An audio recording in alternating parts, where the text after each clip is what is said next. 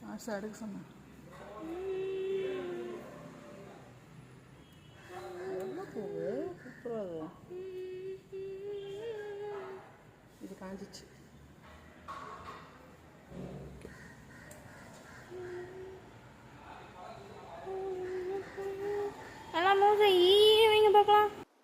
நீங்கள் நம்ம evening snacks ரெசிபியில் என்ன செய்ய போகிறோன்னு பார்த்தீங்கன்னா மெது போண்டா செய்யலாம். இது எப்படி செய்யணும்னா ஃபஸ்ட்டு கொஞ்சம் டால்டா நாங்கள் பொதுவாக யூஸ் பண்ண மாட்டோம். இந்த ரெசிபிக்கு நீங்கள் டால்டா போட்டு செஞ்சிங்கன்னா தான் கொஞ்சம் சாஃப்டாக இருக்கும். ஏன்னா இது நம்ம கடலை மாவில் செய்ய போகிறோம். இது நம்ம கடலை மாவில் செய்ய போகிறோம். அதனால அது ஒரு மாதிரி நம்மளுக்கு மாரடிக்கிற மாதிரி இருக்குன்றதுனால சாஃப்டாக இருக்கணும்.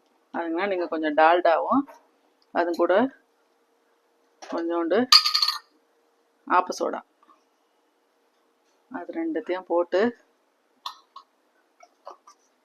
நல்லா மிக்ஸ் பண்ணிக்கணும். இந்த மாதிரி பண்ணணும்.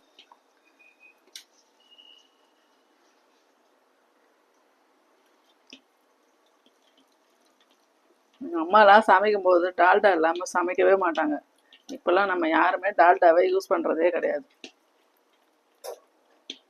இந்த மெது போண்டா பார்த்தீங்கன்னா எங்கள் ஊரில் கோவிலில் தெப்பம் நடக்கும் தை மாதத்தில்.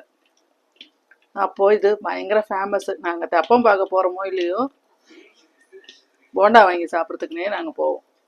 அவ்வளோ நல்லா அருமையாக இருக்கும் அந்த போண்டா. இப்போ நம்ம அதே மாதிரி இல்லைனாலும் ஓரளவுக்கு அந்த மாதிரி நம்ம ட்ரை பண்ணி செய்வோம். இருக்கிறத பாருங்க, இந்த டால்டாவை இப்படி நல்லா போட்டு வெண்ணெய் மாதிரி அது திரண்டு வரணும். அந்த மாதிரி நீங்கள் கையிலேயே நல்லா போட்டு இப்படி பண்ணுங்க. இந்த டால்டாவில் நிறைய கட்டிலாம் இருக்கும் இல்லைங்களா, அது எல்லாமே இந்த நம்ம பண்ணும்போது அது கரைஞ்சிடும், நல்லா சாஃப்டாகிடும். இப்போ நீங்கள் இந்த மாதிரி பண்ணிவிட்டு நீங்கள் கடலை மாவு ஆட் பண்ணிங்கன்னா போண்டா நல்லா சாஃப்டாக வரும். அப்படி இல்லைன்னு வச்சுக்கோங்க மாரடிக்கிற மாதிரி இருக்கும் போண்டா சாப்பிடும்போது.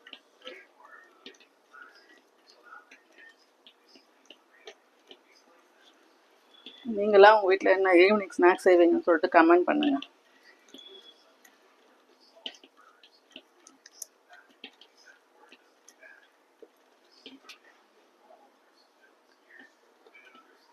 இவ்வளோ போதும்.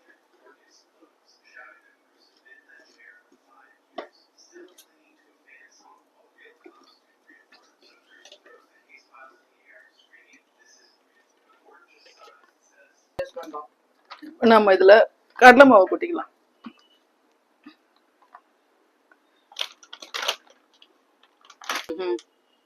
போடுறா சரியா இருக்கும். 90% வேணுமா? எதுல? எல்லா சப்ஜெக்ட்லயும். போதும் இல்லப்பா இந்த மாவு. போடுமா சரியா இருக்கும். இதில் பச்சை மிளகாய், வெங்காயம், கருவேப்பிலை எல்லாத்தையும் போட்டு ஆட் பண்ணிக்கலாம். அரிசி மாவு போடணுமா? போண்டா கூட அரிசி மாவு போட்டோம் மெது போண்டாக்கு. ரெசிபி எல்லாம் நான் பார்க்கவே இல்லை.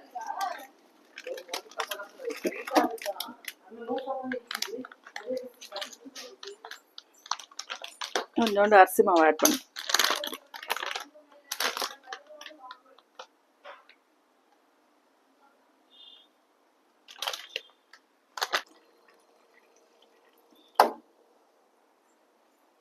இப்போ இதில் நம்ம அரிசி மாவு சோடா மாவு எதுவுமே போட வேண்டாம். ஏன்னா நம்ம ஆல்ரெடி டால்டாவில் சோடா மாவு தானே போட்டு நம்ம நல்லா அதை இது பண்ணியிருக்கோம் இல்லைங்களா, அதனால அதெல்லாம் எதுவுமே போடாமல் இது முதல்ல அந்த மாவை நல்லா மிக்ஸ் பண்ணிக்கிட்டு அப்புறம் தேவையான அளவு தண்ணி ஊற்றி எண்ணெயில் போட்டு எடுக்கலாம். நல்லா அப்படி மிக்ஸ் பண்ணதுக்கப்புறம் கொஞ்சம் கொஞ்சமாக தண்ணி ஊற்றி மொத்தமாக ஊற்றிட்டிங்கன்னா அப்புறம் நீங்கள் கடலை மாவு போடணும், திருப்பி அப்புறம் நிறைய மாவு ஆகிடும். அதனால் கொஞ்சம் கொஞ்சமாக தண்ணி தெளித்து இந்த மாவை பிசைஞ்சிக்கலாம். மாவு ரொம்ப தண்ணியாகவும் இருக்கக்கூடாது, ரொம்ப கெட்டியாகவும் இருக்கக்கூடாது. இந்த மாதிரி பண்ணுங்க, இந்த மாதிரி பிசைஞ்சிக்கோங்க. கைஸ் எங்க அம்மாவோட முதல் வீடியோ பேசுறாங்க கைஸ். இது எப்படி இருக்கு, நல்லா இருக்கா இல்லையா, என்ன இம்ப்ரூவ்மெண்ட் வேணும் என்று அனைத்து டீட்டெயில்களும் கமெண்ட்ஸில் கொடுக்க வேண்டும் என்று தாழ்மையுடன் கேட்டுக்கொள்கிறேன். Tata, bye bye. Annual exam எழுதுற எல்லாருக்கும் என்னுடைய ஆல் தி பெஸ்ட். அவ்வளோதான். இங்கே வரும். இது ரொம்ப தண்ணியாகவும் இருக்கக்கூடாது, ரொம்ப கெட்டியாகவும் இருக்கக்கூடாது. இந்த கன்சிஸ்டன்சியில் கரெக்டாக இருந்ததுன்னா உங்களுக்கு போண்டா அருமையாக வரும். இப்போ நம்ம சூடாயிடுச்சு எண்ணெய், அதில் போண்டா போட்டு எடுத்துலாம்.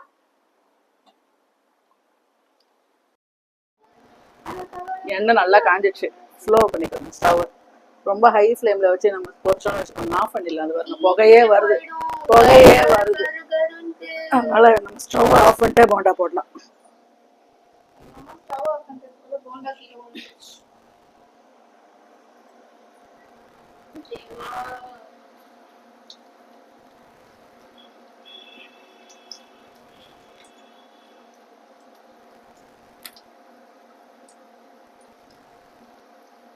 ஸ்டவ்வே ஆஃப் பண்ணிட்டு தான் போடுறேன், ஏன்னா எண்ணெய் நல்லா காஞ்சிச்சு.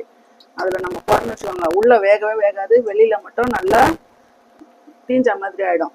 தீஞ்சிச்சு நல்லா வெந்துச்சுன்னு சொல்லிட்டு நம்ம எடுத்தோம்னா உள்ளே வேகவே வேகாது. அதனால் நான் ஸ்டவ் ஆஃப் பண்ணிட்டு தான் போடுறேன்.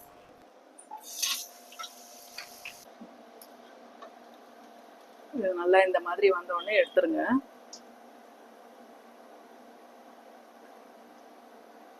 எண்ணெய் காயத்துக்குள்ளே நம்ம ஃபஸ்ட் ரவுண்ட் போட்டோம் இல்லைங்களா, அது உப்பு காரெல்லாம் சரியாக இருக்கான்னு டேஸ்ட் பண்ணிப்பாங்க.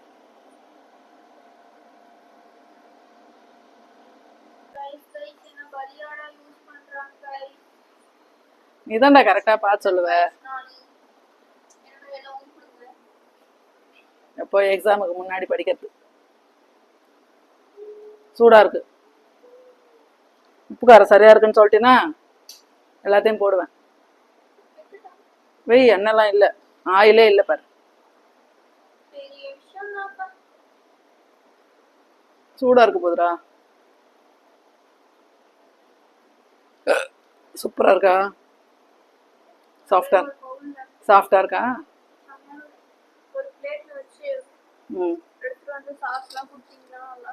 சாஸ் அதுக்கு சாம்பார் இருக்கு சாப்பிடு.